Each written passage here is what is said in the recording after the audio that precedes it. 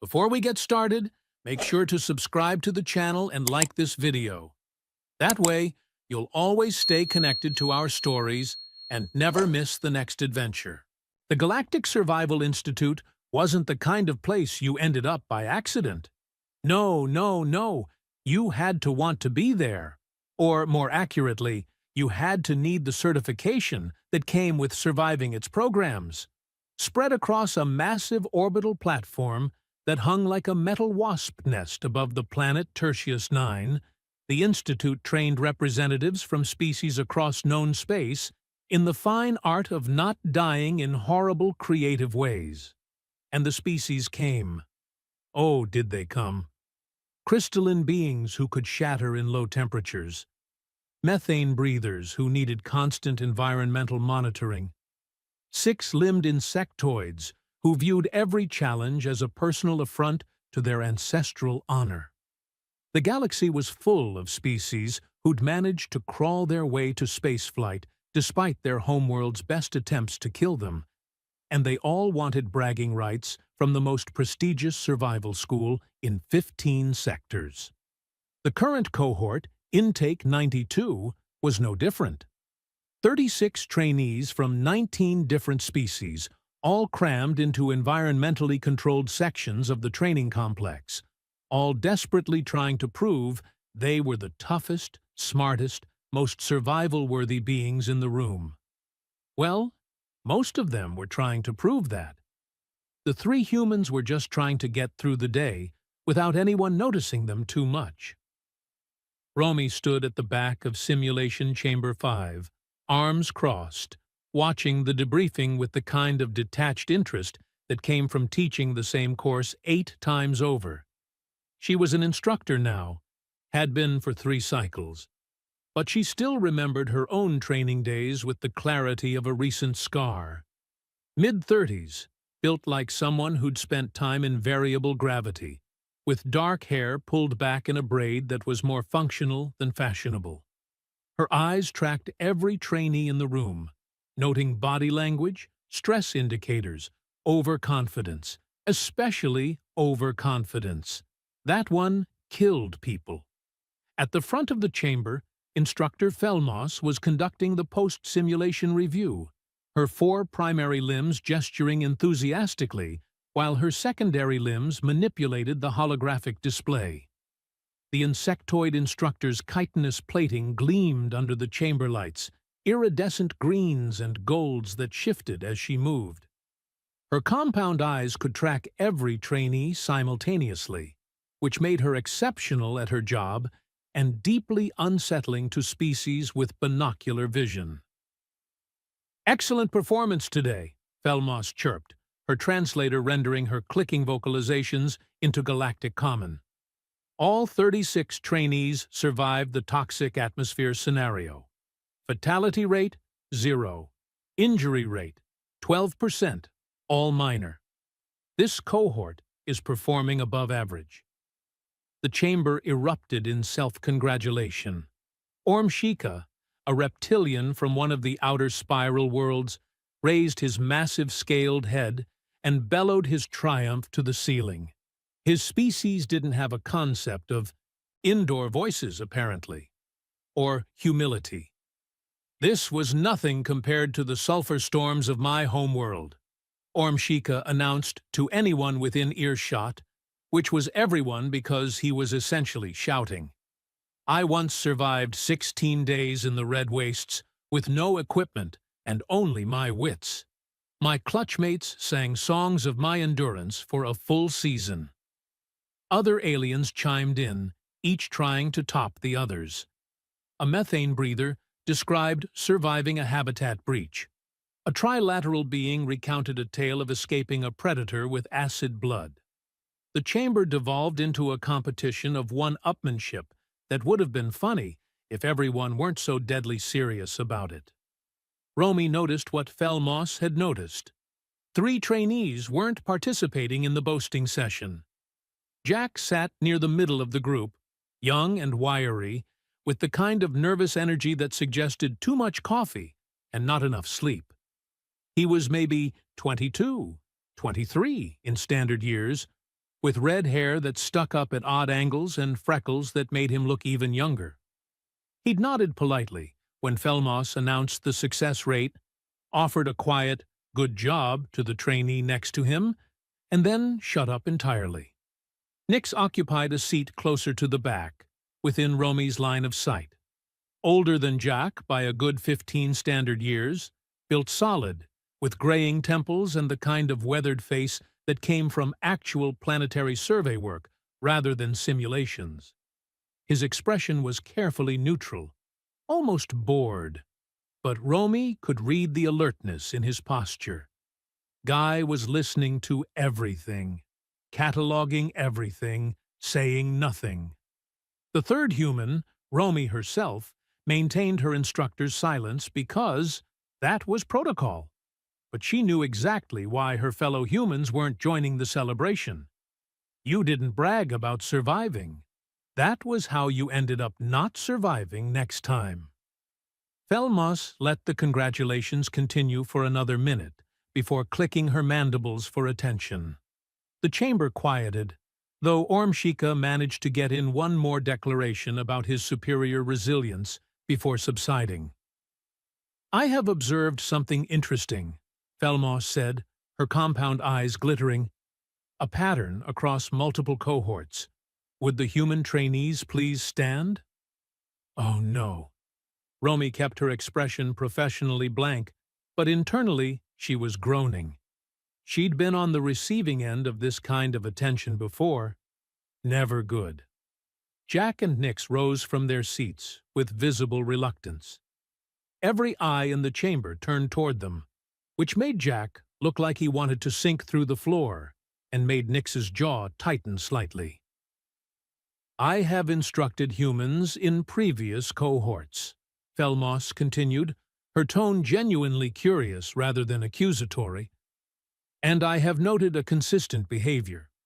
After successful survival scenarios, most species engage in what we call survival affirmation, the recounting of past challenges overcome, the celebration of continued existence, the reinforcement of capability through vocalization." She paused, compound eyes fixed on the two human trainees. "Humans do not do this. They acknowledge success with minimal response and become quiet. Even now, Trainee Jack and Trainee Nix have not shared their past survival experiences, despite both having impressive records. Trainee Jack survived a complete ship decompression event during transport to this facility.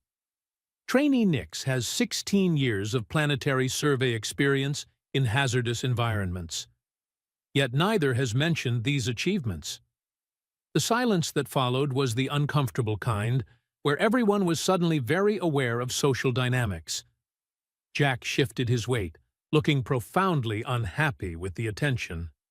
Nix just stared at Felmos with the patient expression of someone waiting for an awkward moment to pass. "So, I asked directly," Felmos said, and Romy could hear the genuine scientific interest in her voice. "Why do humans not engage in survival affirmation? Is this a cultural taboo? A religious prohibition? A cognitive difference in processing achievement?" More silence. Romy watched Jack glance at Nix, watched Nix glance back, watched the entire unspoken conversation happen in 2 seconds. "You gonna answer this?" "I don't want to answer this." "Yeah, me neither. Someone has to answer this." "Fine, you do it." "No, you do it." Nix sighed, long and resigned, and when he spoke his voice had that particular flat quality that came from stating the obvious. "We don't tempt luck." The chamber erupted in confused chittering, clicking, and various species-specific sounds of bewilderment. Felmos tilted her head, mandibles working in a way that suggested she was processing this response and finding it insufficient. "Clarification needed," she said. "What is tempting luck? I am unfamiliar with this phrase. My translator provides the literal words, but the meaning is unclear." Jack found his voice, though it came out a bit strangled. It means, you don't talk about how well things went, because talking about it might make things go badly next time. Like, if you say, wow, we all survived, that was great too loudly, the universe might hear you and decide to prove you wrong. The confused sounds intensified. Ormshika's massive head swung toward Jack, his vertical pupils contracting.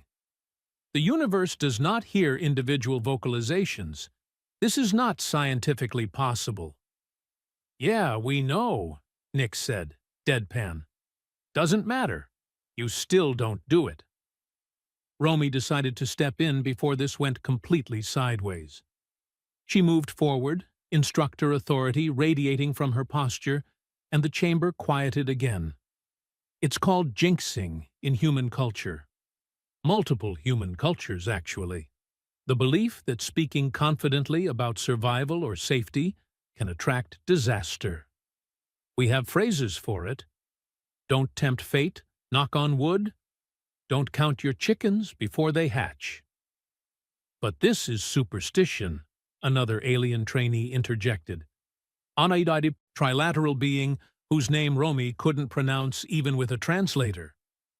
You are acknowledging it is not rational. Yep, Romy agreed cheerfully.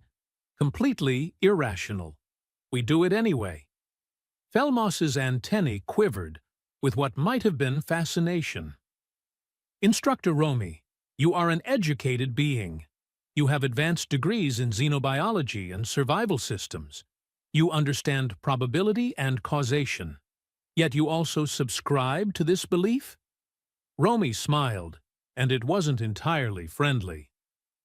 Last cohort I taught, we had a trainee who kept announcing how easy the scenarios were, how he was definitely going to ace the final certification. Talked about it constantly. Bragged to anyone who'd listen. And what happened? Ormshika asked, leaning forward despite himself. He failed spectacularly. Not because the universe was listening, obviously, but because he was so busy congratulating himself that he stopped paying attention, got complacent, made stupid mistakes. Romy shrugged. We don't know if talking about success actually causes failure, but we know for damn sure that assuming you're safe is a great way to end up not safe. So we don't do it. So this is practical wisdom disguised as superstition? Felmos clicked thoughtfully. Maintaining vigilance through ritualized silence? Maybe, Nick said. Or maybe it's just superstition, and we're all collectively crazy. Point is, when a human tells you they survived something, they'll say, yeah, that happened, and then immediately change the subject. We're not going to throw a party about it. Jack nodded emphatically. My great-grandfather was a deep space salvage operator. Worked in zero-G Rex for 30 years. Know what he told me before I left for training? He said, kid, the moment you start thinking you're good at this is the moment you die. Then he gave me this. Jack reached into his pocket and pulled out a small piece of worn metal, clearly shaped by hand. Piece of hull plating from a ship he worked on. He carried it for luck for 3 decades. Said it kept him honest, kept him from getting overconfident. A physical luck object, Felmos murmured, compound eyes focusing on the metal piece. Fascinating. Ormshika snorted, a sound like rocks grinding together. In my culture, we celebrate survival because not celebrating would be insulting to our ancestors who died so that we might live. We honor survival by proclaiming it loudly and with pride. To remain silent would suggest we are ashamed of our achievements. Not shame, Nix corrected, his tone still flat but not unkind. Respect. Respect for how quickly things can go wrong. Earth, our homeworld? It's a nightmare planet by most species standards. Hurricanes, earthquakes, volcanoes, floods, droughts, temperature swings, predators, diseases, poisonous plants, poisonous animals, poisonous everything. And that's before humans started creating our own disasters. We learned early that the moment you think you've got nature figured out, Romy added, nature proves you wrong, usually fatally.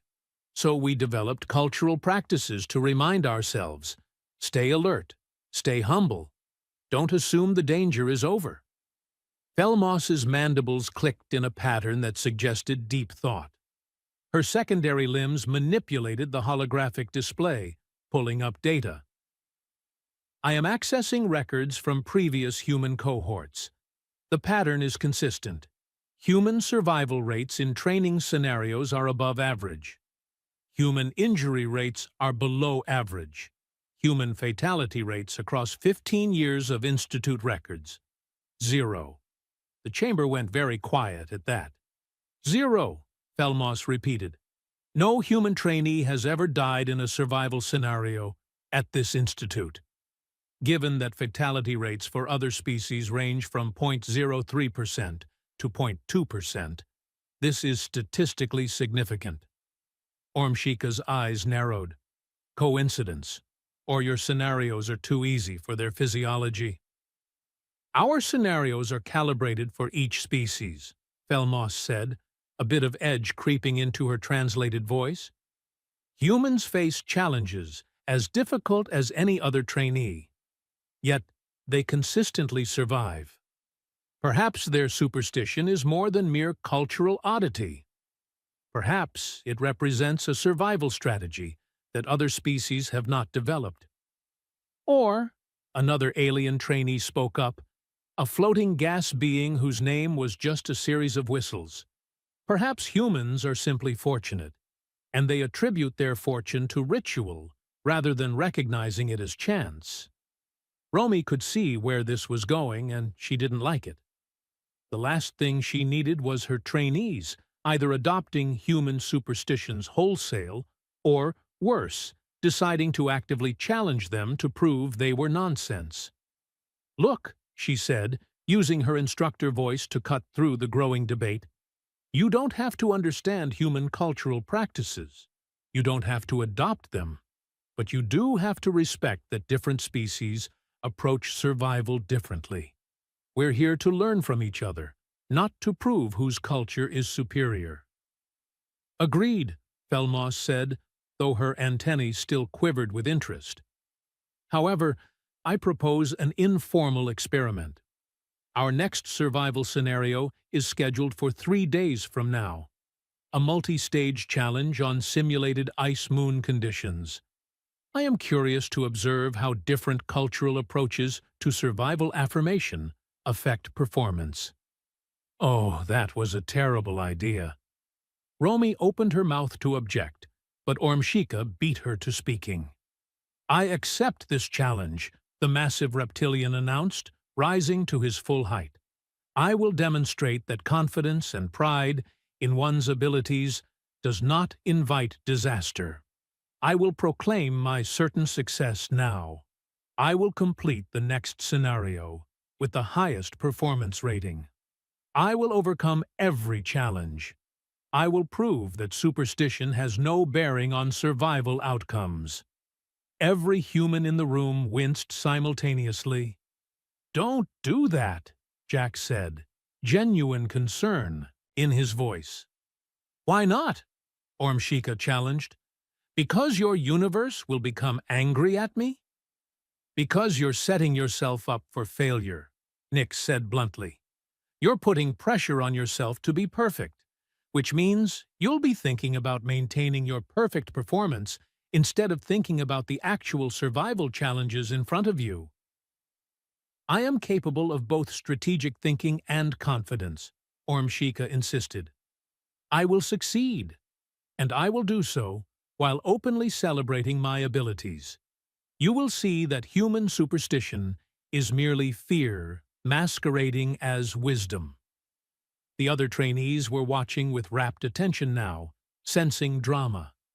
Some were nodding along with Ormshika, clearly agreeing that superstition was nonsense. Others looked uncertain, glancing between the humans and the reptilian, with obvious concern. Felmos clicked her mandibles in a way that Romy had learned to recognize as satisfaction. The instructor was going to use this. She was going to turn it into a teaching moment, regardless of whether it was a good idea. "Very well," Felmos announced. "In 3 days, we will conduct the Ice Moon survival scenario. All trainees will participate. Trainee Ormshika will enter with his proclaimed confidence. Human trainees will enter with their customary caution. We will observe outcomes and discuss cultural survival strategies afterward." The briefing broke up shortly after that, trainees dispersing to their quarters or to the recreation areas. Romy caught up with Jack and Nix in the corridor outside the chamber. "This is going to go badly," Jack said, running a hand through his chaotic red hair. "You know this is going to go badly, right?" "Yep," Nix agreed. "Murphy's Law," Romy muttered. Both men nodded in solemn understanding. "Murphy's Law. Anything that can go wrong will go wrong. And if you announced that nothing would go wrong, you were basically sending Murphy a personal invitation." "We can't stop them from running the scenario," Nix said. "And we can't stop Ormshika from being a loud idiot about it." "No," Romy agreed. "But we can triple-check our equipment before we go in, and we can keep our mouths shut about how well-prepared we are." "Obviously," Jack said. "I wasn't going to say anything anyway. I like living." They stood in the corridor for a moment. 3 humans united in their unspoken certainty that the next scenario was going to be a disaster. None of them said it out loud, of course. That would be tempting fate. And humans, whatever else they might be, were not that stupid. At least, that's what they hoped. The next 2 days at the Institute passed with the kind of tense anticipation that made everyone slightly irritable. Word had spread through the entire cohort about Ormshika's challenge to human superstition, and suddenly everyone had opinions. The methane breathers thought the whole thing was hilarious. The crystalline beings found it philosophically interesting. The insectoids, following Felmos's lead, treated it like a genuine scientific inquiry. And the humans just wanted everyone to shut up about it. On the second day, Felmos called an informal cultural exchange session in one of the smaller lecture halls. Attendance was technically optional, but when your instructor suggested you attend something, you attended. Romy found herself sitting between Jack and Nix again, the 3 humans unconsciously forming a defensive cluster. 33 other trainees filled the remaining seats, all buzzing with curiosity. Felmos stood at the front, her compound eyes gleaming with academic enthusiasm. "Today we discuss cultural approaches to survival. Specifically, the concept of survival affirmation versus survival silence. Trainee Ormshika, would you explain your species' perspective?" The massive reptilian rose with obvious pride, his scales catching the light. "My people, the children of the Red Wastes, believe that survival must be celebrated loudly and publicly. When we overcome danger, we roar our victory to the sky. We gather our clutch mates and recount every detail of our triumph. This serves multiple purposes. It honors those who taught us. It inspires those who follow us, and it reinforces our own capabilities." He swept his gaze across the room, clearly enjoying the attention. "We have ceremonies for first hunts, first storms survived, first territorial challenges won. To remain silent after survival would be considered deeply shameful. It would suggest we succeeded through cowardice or accident rather than skill." Several aliens nodded approvingly. Ormshika continued, warming to his subject. "Furthermore, proclaiming our achievements keeps them fresh in memory.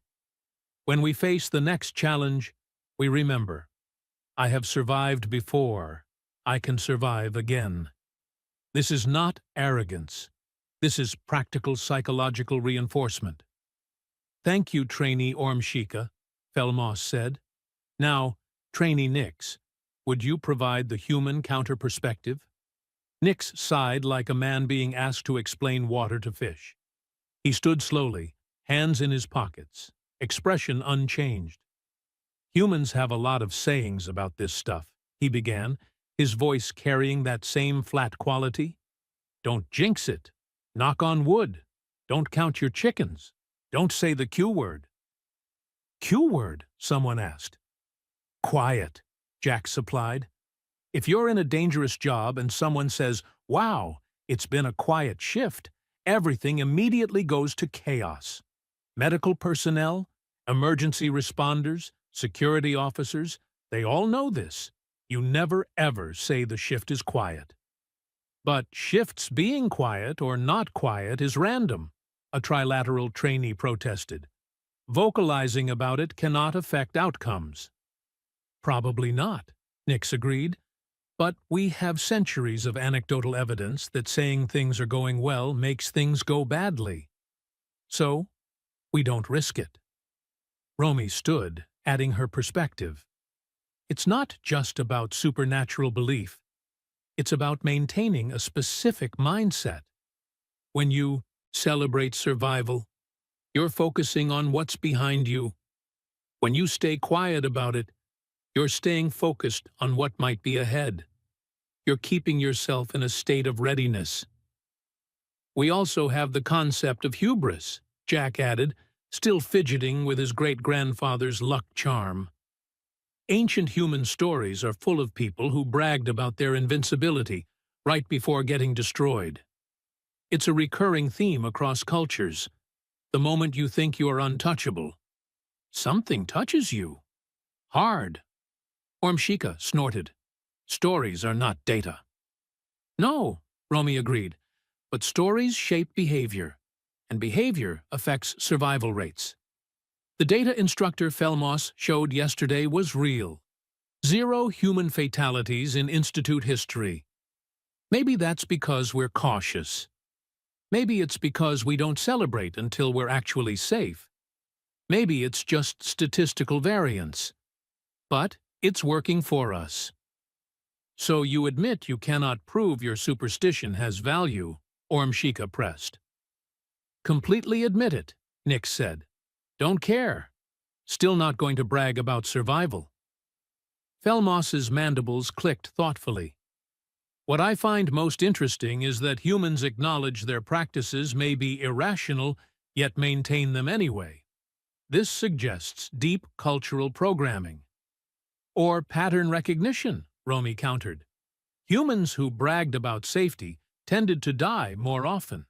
Over thousands of generations, we selected for caution. We developed cultural practices that kept people alert. Whether those practices work through supernatural means or just psychological conditioning doesn't really matter.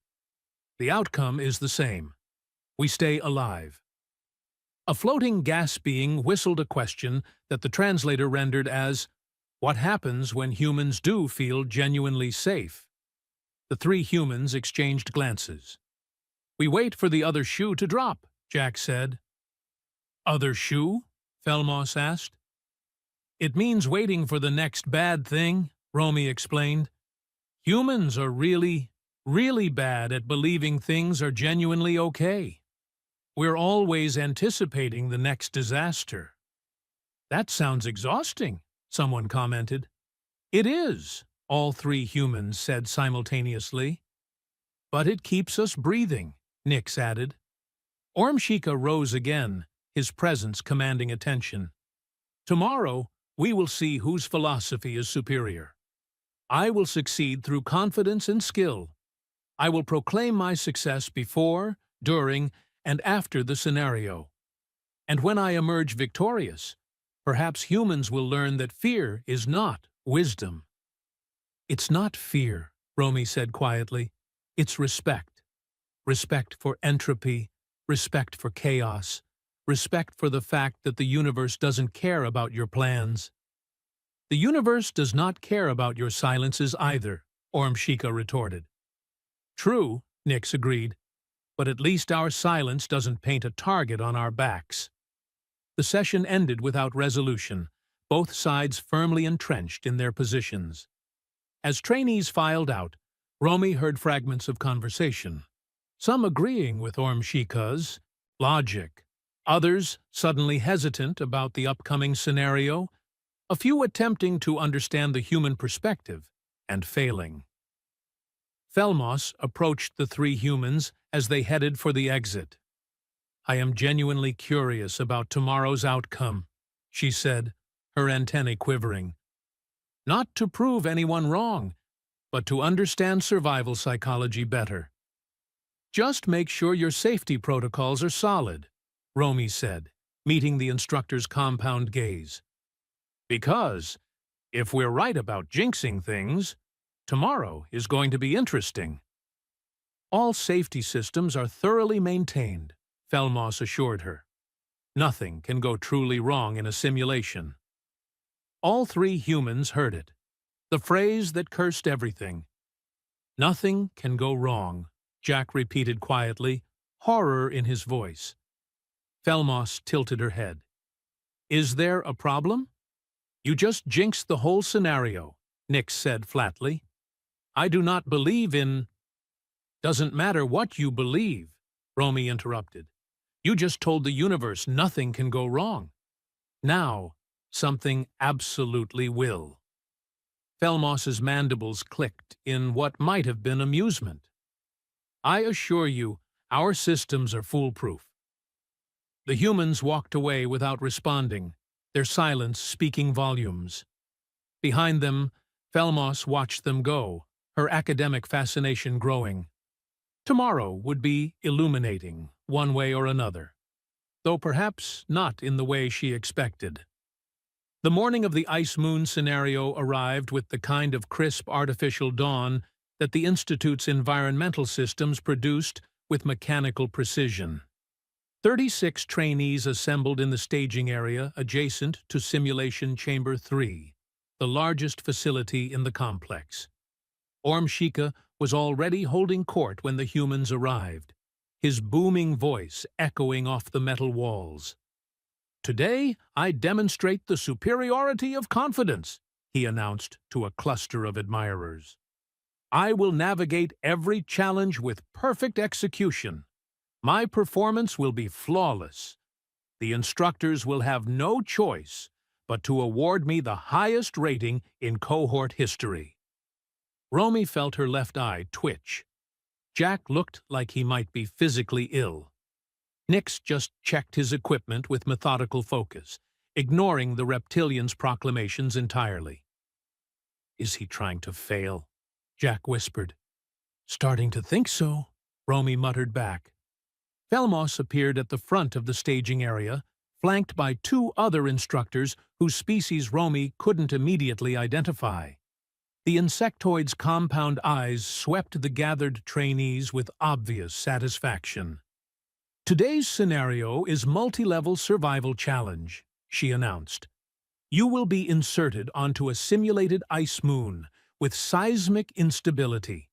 Temperature, minus 160 degrees standard.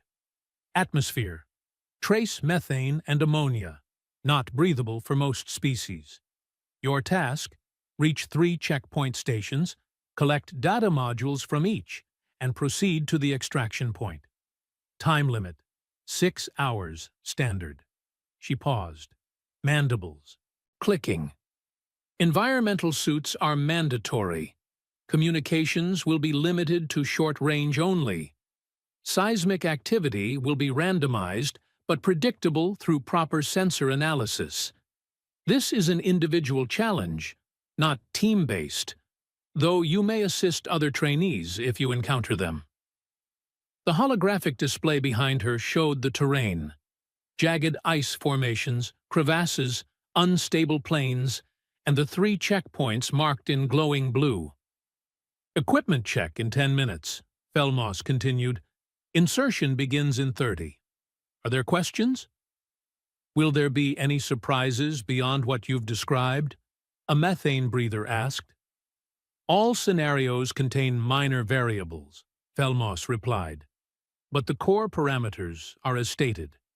Nothing beyond standard survival challenges. Romy caught the way she phrased that. Nothing beyond standard. Not, nothing will go wrong.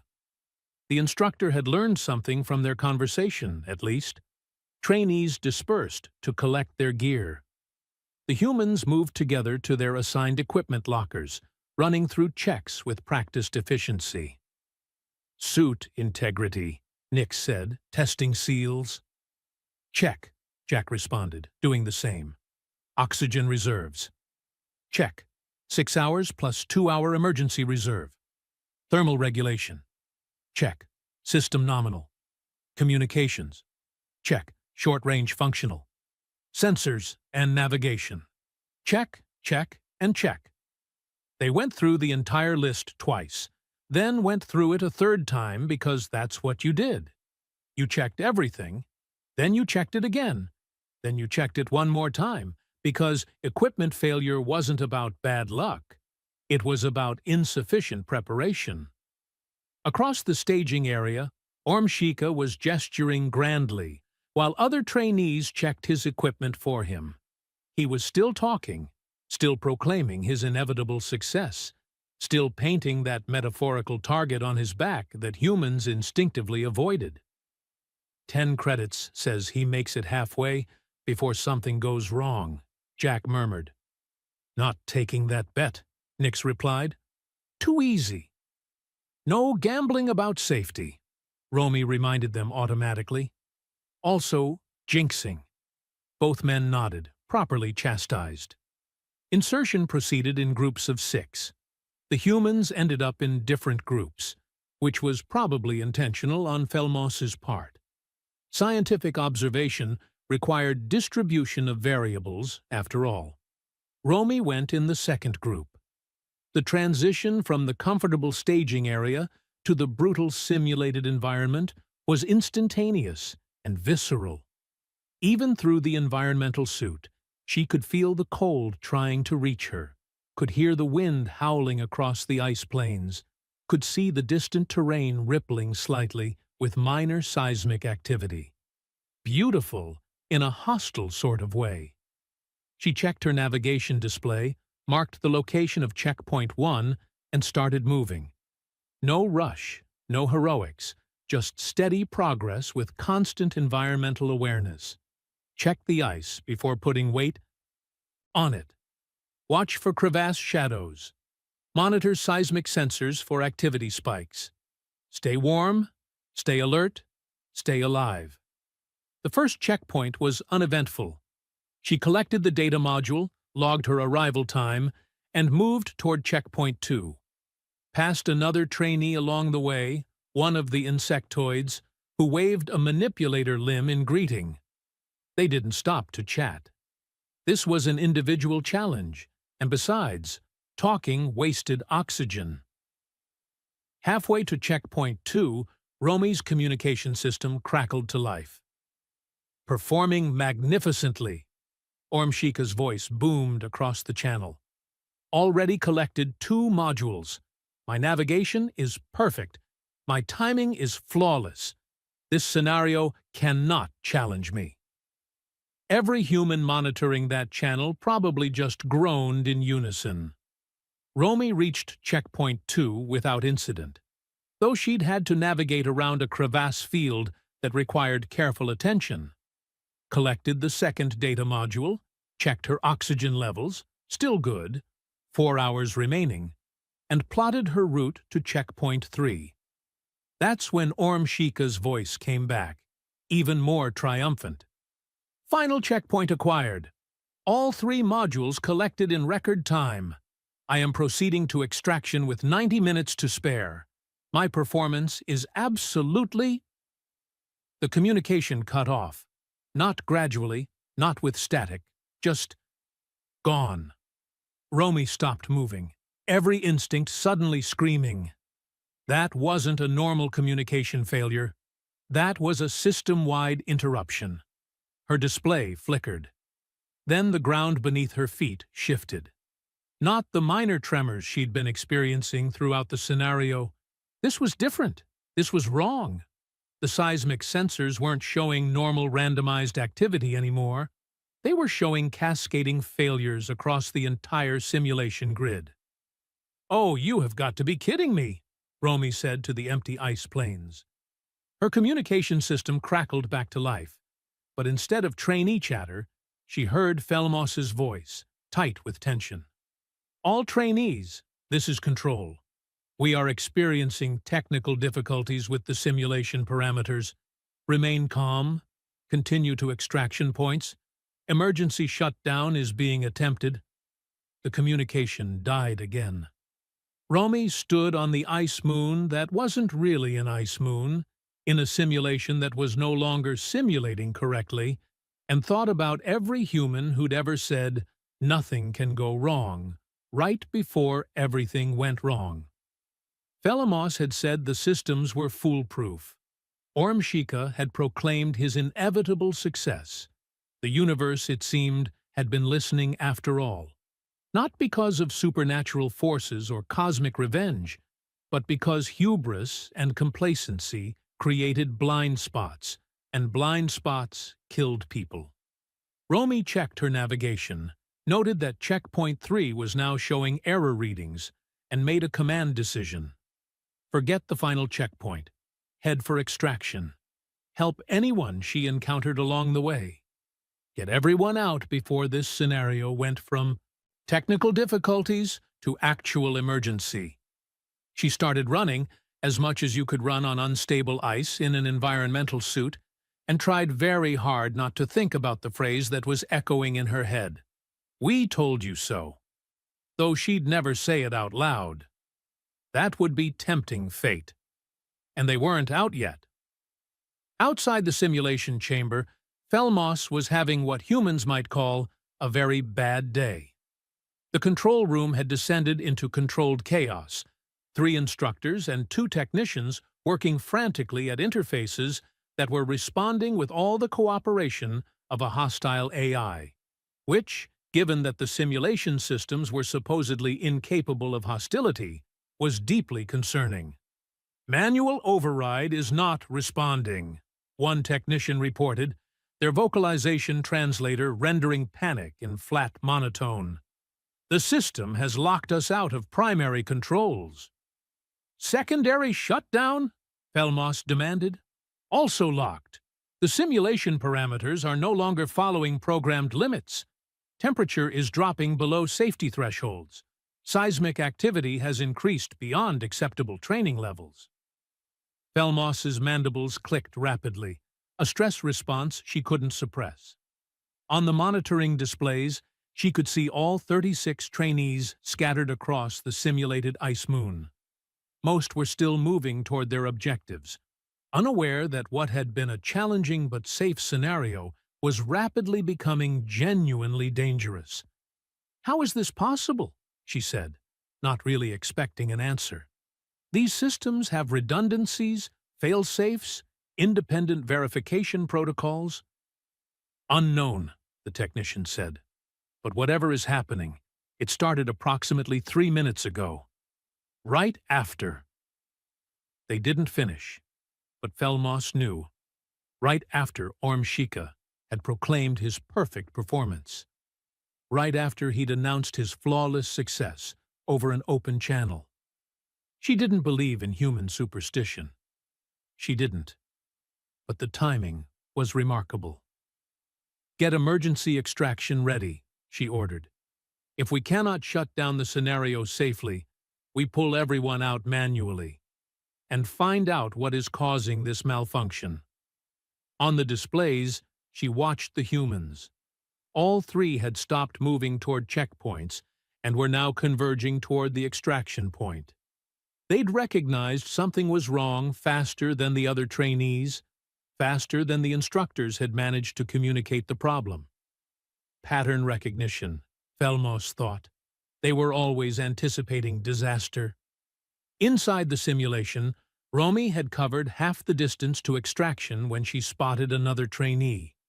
One of the crystalline beings, moving slowly, their normally fluid gait jerky and uncertain. "Hey," Romy called over short-range communication. "You okay?" "Thermal regulation failure," came the response, words vibrating with distress. "My suit temperature control is malfunctioning. I am beginning to fracture."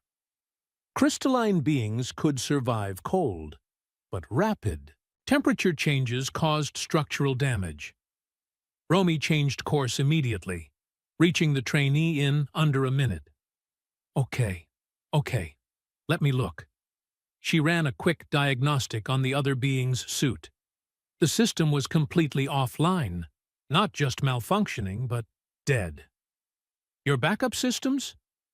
"Also failed. This should not be possible." "Yeah, well, welcome to Murphy's Law." Romy pulled an emergency thermal unit from her own gear, the kind meant for temporary shelter construction. "Here, wrap this around your core. It's not rated for your physiology, but it'll keep you stable enough to reach extraction." "You are giving me your emergency equipment?" "I've got other gear. Move. We need to go now." They moved together, Romy supporting the crystalline trainee's weight when tremors shook the ground. The seismic activity was intensifying, no longer following any predictable pattern. Ice formations were cracking, crevasses were opening in places that had been stable 10 minutes ago. Ahead, Romy spotted Nyx, helping a methane breather whose oxygen system had developed a leak. He'd jury-rigged a temporary seal using repair tape and what looked like part of his own equipment housing. "Things are going great," Nyx said flatly when he saw Romy. "Absolutely perfect," she agreed, matching his tone. "Where's Jack?" "Last I heard, heading toward checkpoint 3. That was before communications went spotty." Romy's gut clenched. Checkpoint 3 was in the region showing the worst seismic instability on her sensors. "We need to find him." "We need to get these two to extraction first," Nyx countered, gesturing to their injured trainees. He was right, tactically speaking, but Romy's instructor instincts were screaming that leaving anyone behind was unacceptable. The decision was made for them when Jack's voice crackled over short-range communication. "Anyone reading me? I've got Ormshika here. He's trapped in a crevasse near checkpoint 3. Ice collapse, leg injury, can't climb out alone." "Of course he did." Of course, Ormshika, the trainee who'd proclaimed his perfect performance, was now trapped and needing rescue. The universe had a sense of irony. "On our way," Romy responded. "Nyx, get these two to extraction. I'm going for Jack and Ormshika." "Not alone, you're not," Nyx said. He looked at the methane breather and crystalline being. "You two, follow the extraction beacon. Stay together, move fast, don't stop. Can you manage?" They confirmed they could. Nyx and Romy turned toward checkpoint 3. The terrain had deteriorated significantly. What had been navigable ice plains were now obstacle courses of cracked formations and unstable ground. Romy's sensors were screaming warnings about seismic activity, temperature drops, structural integrity failures. They found Jack at the edge of a crevasse that definitely hadn't been there during the scenario briefing. He was anchoring a rescue line to an ice formation, testing it for stability. "He's about 6 meters down," Jack reported. "Legs broken. Suit integrity is compromised but holding. He's conscious and responsive, just can't climb." Romy looked down into the crevasse. Ormshika's large form was wedged between ice walls, one leg bent at an angle that made her wince. The reptilian's eyes met hers, and for the first time since she'd known him, he looked genuinely scared. "Before you say anything," Ormshika rumbled, "I acknowledge that I may have been incorrect about confidence being sufficient for survival." "We'll discuss your philosophical revelation later," Romy said. "Right now, we're getting you out." Working together, the 3 humans rigged a pulley system using equipment that was definitely not designed for this purpose, but would have to work anyway. Nix descended to secure the harness around Ormshika's bulk, while Romy and Jack prepared to haul. "On 3, Romy said. 1, 2. The ground shifted violently. The ice formation Jack had anchored to cracked with a sound like gunfire. Nix and Ormshika dropped another meter. "New anchor point, now!" Romy shouted. Jack was already moving, finding another formation, testing it desperately. This one held. They reset the line, reset the pulley, and this time when they hauled, Ormshika rose steadily out of the crevasse. Getting him mobile was another challenge. The reptilian was heavy, and his broken leg couldn't bear weight. They improvised a support system using equipment straps and sheer determination, with Ormshika between Nix and Jack, his arms around their shoulders. "This is humiliating," Ormshika muttered. "This is survival," Romy corrected. "Move!" They moved, slowly, painfully, but they moved. Other trainees appeared along the way, some helping others, some alone, but struggling. The humans coordinated without discussion, organizing the injured, redistributing equipment, creating a ragged convoy toward extraction. The extraction point beacon was failing, flickering in and out of visibility on navigation displays. Romy led by dead reckoning and instinct, trusting her sense of direction when technology failed. When they finally reached the extraction zone, emergency crews were waiting. Real emergency crews, not simulation staff. The scenario had been declared a genuine emergency 20 minutes ago. Medical personnel swarmed the injured trainees. Technicians began removing environmental suits and checking everyone for injury. Romy stood at the edge of the chaos, doing a head count. 36 trainees had entered the simulation. She counted carefully. 36 trainees were being evacuated. 0 fatalities. Again. Jack appeared beside her, looking exhausted. Nix joined them a moment later, methodically checking his equipment for damage out of pure habit. "Everyone's out," Romy confirmed quietly. "Yep," Nix said. "Good," Jack added. They didn't celebrate. They didn't congratulate each other. They just stood there. 3 humans who'd survived another scenario by refusing to assume they would survive it. Felmos approached, her mandibles clicking in a pattern Romy had learned to recognize as profound disturbance. "Technical investigation is ongoing," the instructor said. "Preliminary findings suggest a cascade failure in the simulation control systems. It should not have been possible, but—" She stopped, antennae quivering. "All trainees are alive, thanks in significant part to human coordination and assistance during the crisis." "Just doing what needed doing," Romy said with a shrug. "Trainee Ormshika has asked to speak with you," Felmos continued. "When you are ready." They found the reptilian in the medical bay, his leg in a regeneration brace, looking substantially less confident than he had that morning. "I was wrong," Ormshika said without preamble. "Not about confidence having value, but about believing that proclaiming success makes success certain. I declared my performance flawless, and immediately everything began to fail. Correlation is not causation, I understand this. But perhaps human caution is wiser than I acknowledged." "It's not about being right or wrong," Nix said. "It's about staying ready for things to go sideways. Because they will. They always do.